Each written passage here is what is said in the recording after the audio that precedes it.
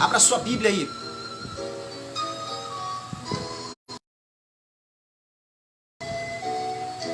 Em Atos dos Apóstolos, capítulo 1.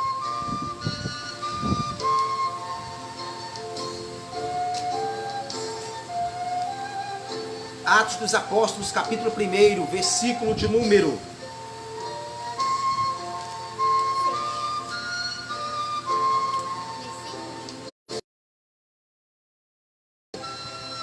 Então os que estavam reunidos lhe perguntaram: Senhor, serás este tempo em que restaurarás o reino de Israel? Respondeu-lhes: Não vos compete conhecer tempos ou épocas que o Pai reservou pela sua exclusiva autoridade, mas recebereis poder ao descer sobre vós o meu Espírito Santo, e sereis testemunha tanto em Jerusalém como Judeia, Samaria e até os confins da terra.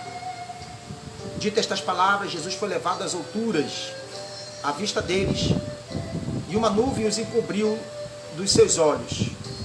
E, estando eles com os olhos fitos no céu, enquanto Jesus subia, eis que 2 varões vestidos de branco se puseram ao lado dele, e lhes disseram: Varões galileus, por que estáis olhando para as alturas?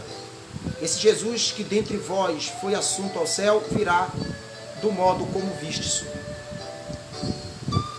Nós temos um texto, e esse texto eu quero compartilhar com os irmãos, que está em Atos dos Apóstolos, no capítulo 1, versículo 6 em diante. Atos dos Apóstolos, ele é um livro especificamente específico que fala a respeito do crescimento da igreja. O livro de Atos dos Apóstolos, pelo Dr. Lucas. E quando Lucas escreve Atos dos Apóstolos, ele escreve unicamente endereçado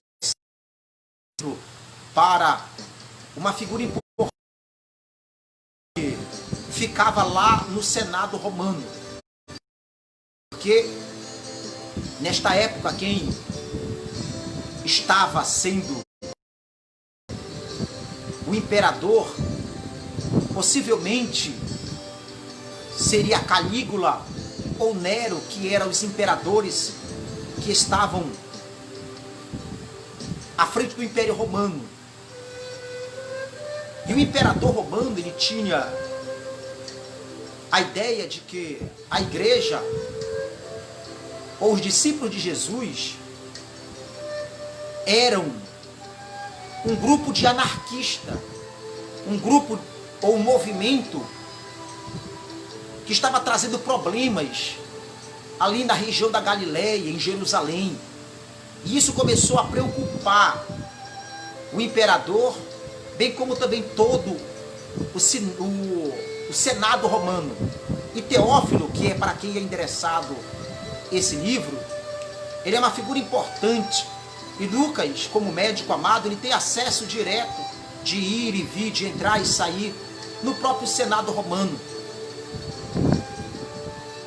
O livro de Atos dos Apóstolos, ele é antecedido pelo Evangelho de Lucas. E o Evangelho de Lucas, ele é um evangelho que foi Lucas quem escreveu, também para Teófilo, com o objetivo de falar a respeito daquilo que Jesus havia feito de bem e de bom, por onde ele passou, por onde ele estava, com quem andou, e que os seus discípulos também eram pessoas que saíram de uma vida difícil, de uma vida pregressa, e agora estavam ali na caminhada, estavam ali buscando a Deus, e não era tudo aquilo como o Império Romano estava pensando, em que a igreja era um grupo, um movimento anarquista que queria trazer problemas para o Império Romano. Lucas, ele escreve o Evangelho de Lucas e Atos dos Apóstolos. E quando você começa a analisar tanto no primeiro capítulo de Lucas quanto no primeiro capítulo de Atos, você vai perceber claramente ele endereçando esse livro para Teófilo. E Atos dos Apóstolos, seu principal objetivo de ser escrito é mostrar para Teófilo e para o Império Romano que a igreja, os discípulos de Jesus Cristo, aqueles que estão conduzindo o evangelho no lugar de Cristo, dando crescimento à igreja, não é um grupo de anarquistas, pelo contrário. Atos dos Apóstolos fala do crescimento da igreja. Tanto é que Atos dos Apóstolos começa falando a respeito de Jesus Cristo estando no Monte das Oliveiras, dando as últimas palavras para os seus discípulos. E essas últimas palavras que Jesus está dizendo é: ficar em Jerusalém até que do alto sejais revestido de poder, e aí então ser-me-eis testemunhas, tanto em Jerusalém, Judeia, Samaria e até os confins da terra. É Jesus falando para os discípulos a importância de ser cheio do Espírito Santo, para depois sair para pregar, sair para ganhar almas, sair para discipular. Nós vivemos uma época, preste atenção aqui que nisso que eu vou falar, vivemos uma época em que a pessoa nem bem aceita Jesus hoje, já quer pregar amanhã, já quer subir nos púlpitos da igreja para pregar, já quer subir nos altares para entregar uma mensagem. Esses dias eu orando ao Senhor, o Senhor falou ao meu coração dizendo que muitas pessoas hoje querem ser estrela, cantores querem ser popstar, pastores querem ser figuras públicas, mas não é isso que o Senhor quer para as nossas vidas. O que o Senhor quer para as nossas vidas, que possamos ser verdadeiramente discípulos, ganhadores de alma, mas é necessário ter toda uma preparação. Como é que eu quero falar do amor de Jesus se eu não o conheço? Como é que eu quero falar do amor de Jesus Cristo se eu nunca li a Bíblia Sagrada toda durante a minha vida? Tem crentes que têm 10 anos de vidas na igreja, tem crentes que tem 30 anos, 5 anos, 8 anos, que nunca leram a Bíblia toda, nunca leram um livro da Bíblia Sagrada toda, e isso é uma vergonha. É lamentável dizer, mas é uma vergonha. Como é que eu vou querer falar do amor de Jesus se eu não sei o que está escrito nas Escrituras Sagradas?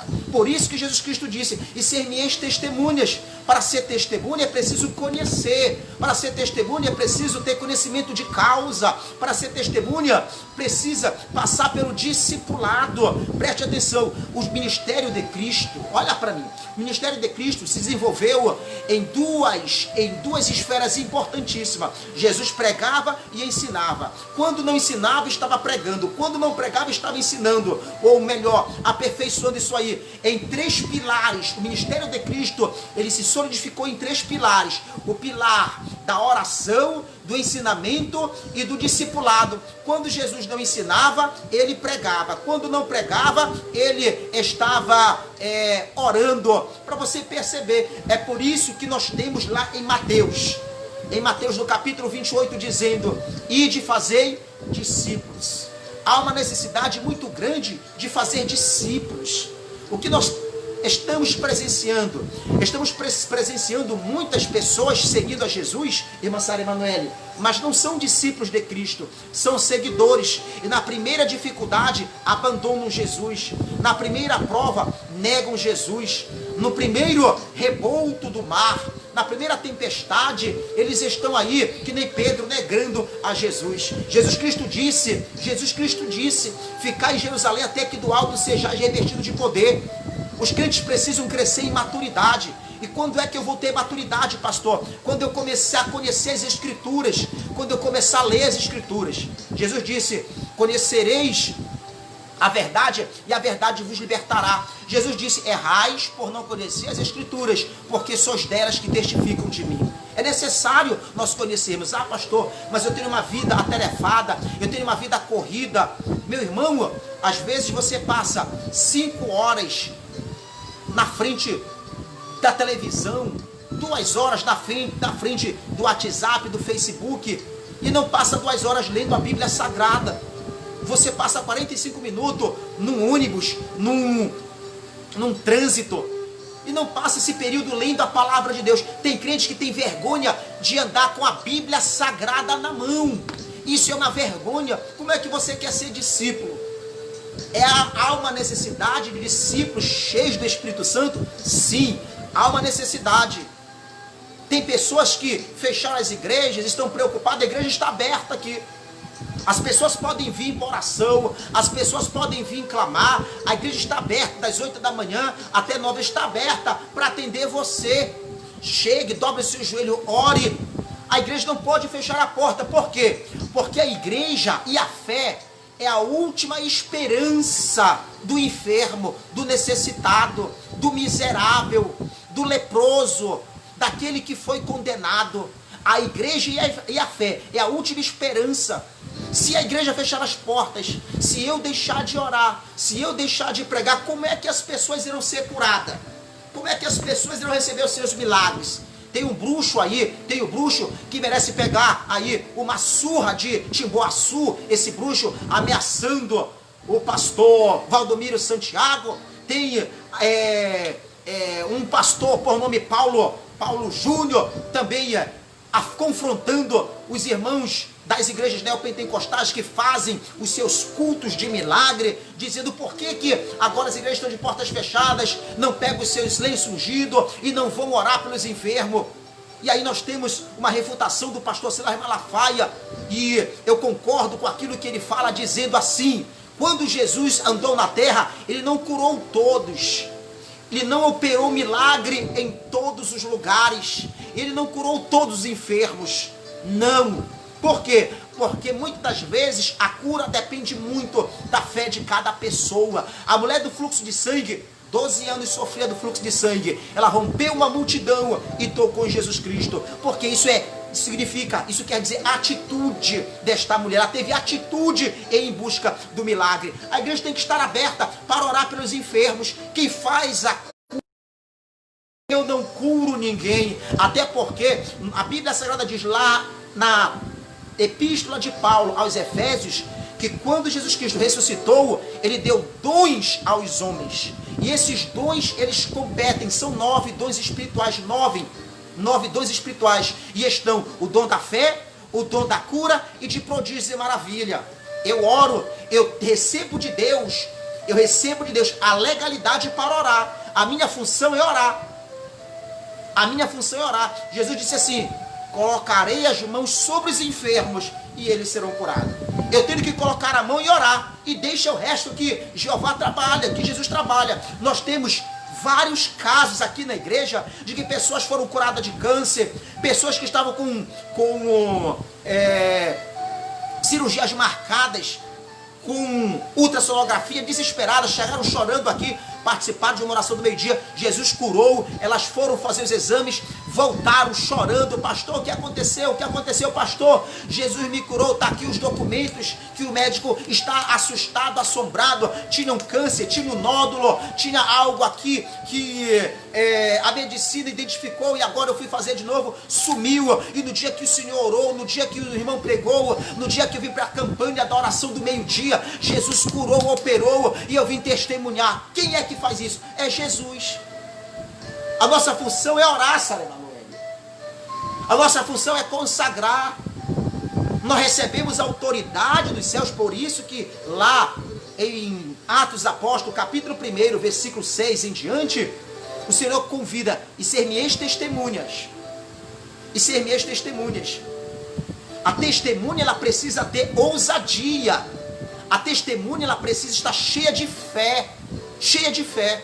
Agora eu vou orar pelo enfermo, eu fico com aquela cara jururu, com aquela cara de crente que está com dor de barriga, todo sem fé, todo anêmico, todo pálido, parrudo, e não transmito fé para o povo. Como é que o povo vai acreditar no milagre? Pelo contrário, eu fui chamado para orar, para ungir, para curar, mas não sou eu quem curo.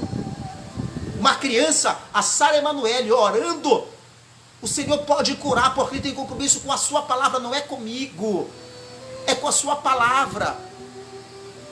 E nós precisamos entender e nos posicionar nesse tempo de pandemia, nesse tempo de crise. Ore, seja a boca de Deus, seja a boca profética nesses tempos nebulosos, nesses tempos de dificuldade.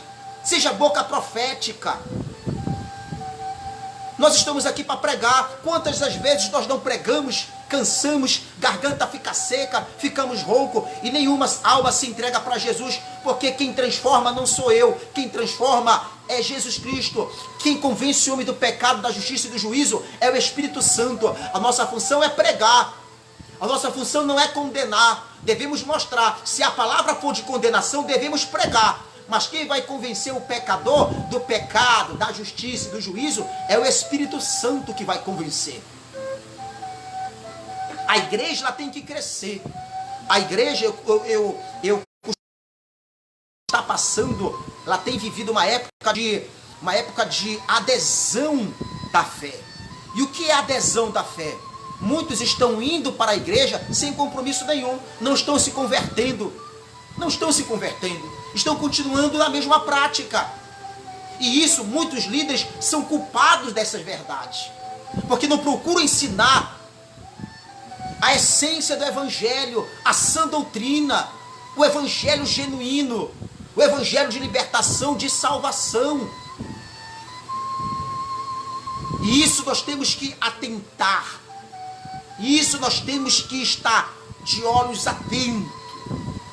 Você foi chamado por Deus para ser voz profética. Você foi chamado por Deus para ser testemunha de Cristo. Testemunha de Cristo. Amém? Essa palavra foi para você. Você foi chamado por Deus, escolhido por Ele. Escolhido por Ele. Amém? Você crê?